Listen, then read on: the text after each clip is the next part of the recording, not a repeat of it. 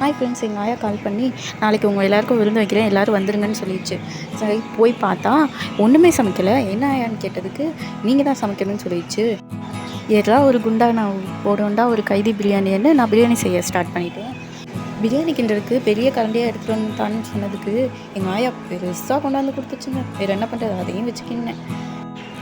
அந்த கரண்டியை வச்சு கிண்டும்போது எனக்கே தோணுச்சுங்க, பேசாமல் மாதம்பட்டி ரங்கராஜன் மாதிரி ஒரு கேட்ரிங் சர்வீஸ் ஆரம்பிச்சிடலாமான்னு. அப்புறம் நம்மளாலாம் அதை முடியாதான்னு சொல்லிட்டு பேசாமல் நம்ம வீட்டில் உள்ள பிரியாணியே கிண்டுவோன்னு முடிவு பண்ணிட்டேங்க. கோலப்பொடி மட்டும்தாங்க போடல, மற்றபடி எல்லா பொடியும் போட்டாச்சுங்க. என்னமோ சரி, எப்படியோ வந்தால் பிரியாணி வந்தால் சரின்னு தோணிடுச்சு. ஃபைனலாக என்ன, நம்ம பிரியாணி மாதிரி வந்தோன்னே எல்லோரும் தான் இலையை போட்டு மூடுறாங்களே, அதே மாதிரி நம்மளும் மூடுவோன்னு தம்மு வச்சாச்சுங்க.